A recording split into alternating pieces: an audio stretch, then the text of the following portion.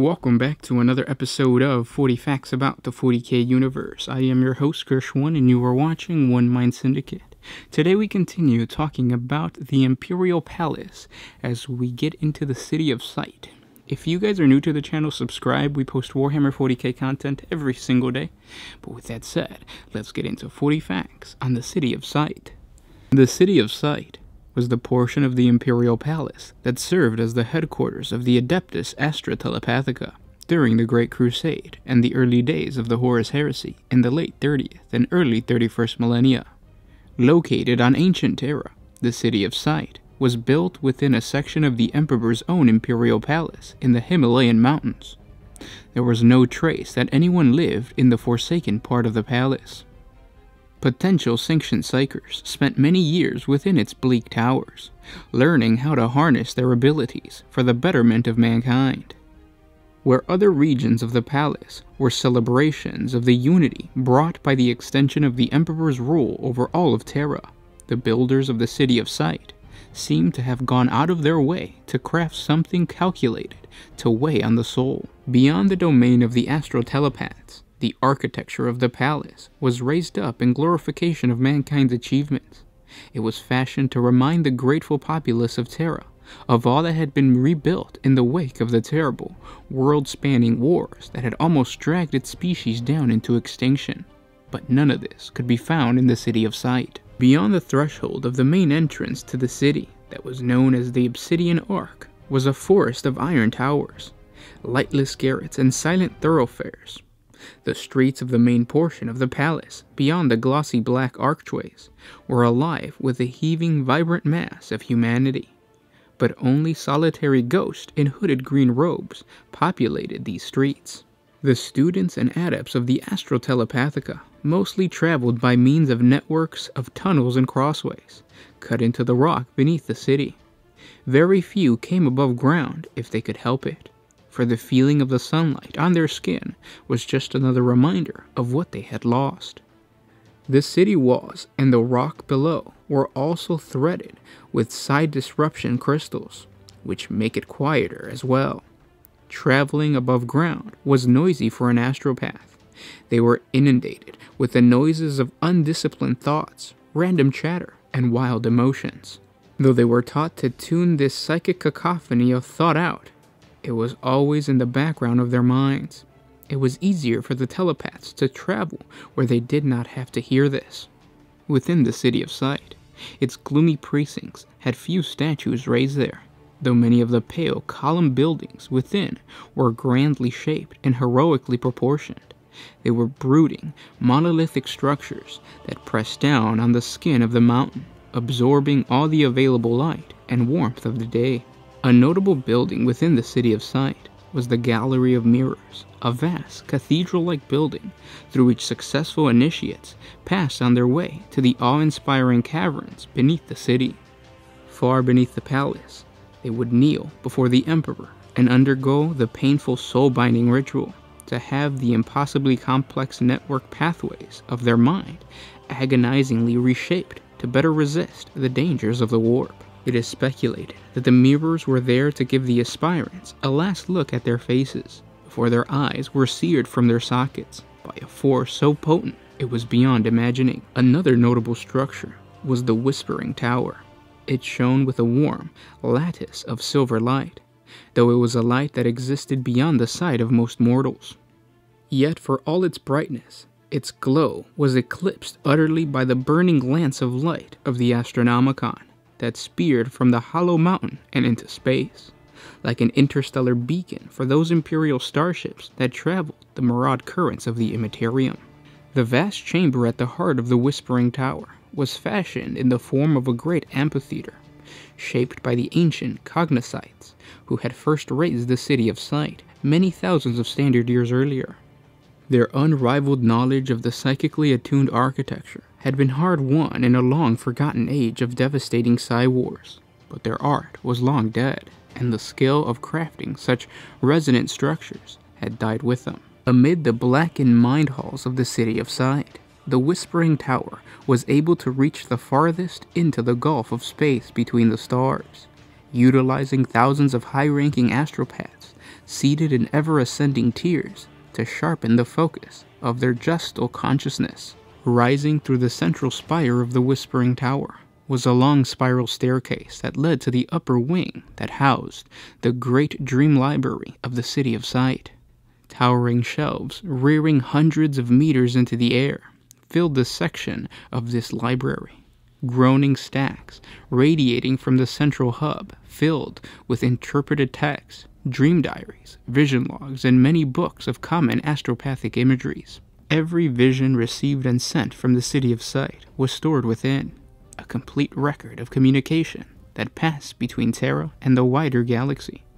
Scores of hunched astropaths drifted through the stacks like green ghosts, seeking clarification for a vision, while elder telepaths added freshly approved symbols to the ever-growing libraries. The lowest level of the Whispering Tower was the Novelite level. This chamber had been hacked from the bedrock of the mountain and faced with ceramite tiles of bottle green. It had the feel of a medical chamber, and a number of locked doors led deeper into the gut of the tower. Some led to the novice libraries, where new additions to the tower learned astropathic shorthand, common symbols, and basic mantras of the nuncio. Others led to the novice cells, some to the communal facilities for eating, and the remainder ended in hermetically sealed isolation chambers. Not everyone who navigated these passages were blind, and bare loomed globes hung from the brickwork ceilings on linked loops of brass cabling. Along the long passageways that led to the novice cells were reinforced doors that punctuated its length, each one marked with a number and a name. Each marked cell was where an initiate of the Scholastica Psychonica slumbered, meditated, and prayed. The interior of these cells were bare and devoid of anything that might have indicated who had lived there. This was sensible, for any lingering sense of a previous occupant would influence an initiate's dream. A bed usually lay along one wall, with a simple footlocker on its base. A small writing desk and chair sat opposite the bed, and a black notebook lay on the blotting pad next to an inkhorn and pen. Empty shelves lined the walls above the desk, ready to be filled with the astropath's steady growing collection. The shelves were very short, for a novice would take time to build a comprehensive library of imagery, symbolism, and dream recordings. Within the depths of the Whispering Tower was a dome chamber known as the Cryptician that continuously echoed with the maraude voices of the astropathic choir. At the dome's apex was a crystalline lattice pulsing with internal illumination that cascaded from its multi-angled facade in a waterfall of shimmering light. Within this chamber, astropaths could interpret meaning from the psychic waste of every communication that passed through the City of Sight. To sift through the vast quantities of psychic debris that was left in its wake was a task few relished. Following the treachery of the War Master Horus and the start of the civil conflict known as the Horus Heresy, the astropathic choirs operated beyond capacity to satisfy the demands of waging a distant war against Horus Lupercal's rebellion. Etheric space was continuously awash with telepathic communication, and messages were hurled into the void that screamed for help or simply blared hatred. Trapped chamber beneath the Iron Tower of the City of Sight were filled with psychic residue from the thousands of messages. In the face of treason, every message sent to Terra had to be carefully scrutinized, no matter how mundane it appeared. The bleed of psychic waste within this chamber was scored for signs of encryptions that might be communications intended for the embedded agents of Horus within the Imperial Palace itself. At the heart of the City of Sight lies the Conduit, a nexus of intergalactic communication for the Imperium of Man. Originally carved out of limestone by an army of servitors, these high-roofed chambers are filled with black-clad infokites plunged into their cognitators and arranged in hundreds of serried ranks. Once a telepathic message is received, interpreted, and sifted, it is then passed on by the conduit to the recipient via newel tubes. Those of the administratum who have seen the conduit find the sight of utter soullessness and monstrous depression. Those that return to the conduit prefer to turn a blind eye to its harsh necessity. And those were 40 facts on the City of Sight. It was a lot of fun to find the imagery for this video. This lore really illustrates how Warhammer 40K, or architecture in Warhammer 40K for the Imperium of Man, doesn't always mean your Gothic facade. It doesn't always mean cathedral-like structures taken from the medieval ages. It's supposed to illustrate power and strength. The architecture of the Imperial Palace is supposed to dwarf a human being next to the structures created by the ancient architects of Terra. The structures themselves are supposed to make a human small, because a human is small. An individual person is nothing in comparison to the Imperium of Man. The Imperium of Man goes beyond what an individual human being is.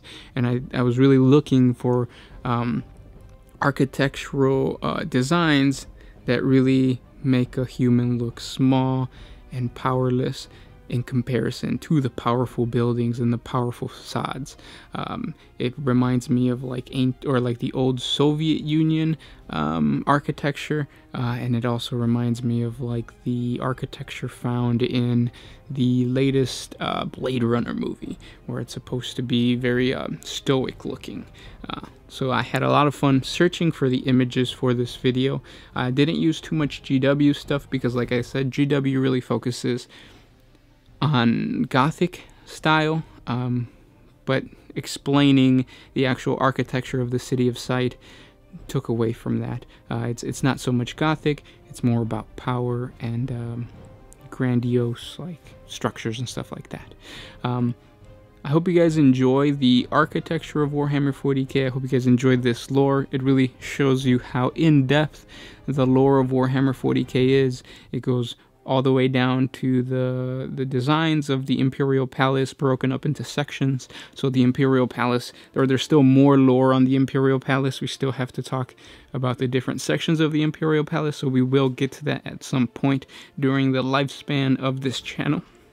Comment down below, let me know what type of things you guys are into and what type of lore you guys would like in the next video. We check the comment section every day.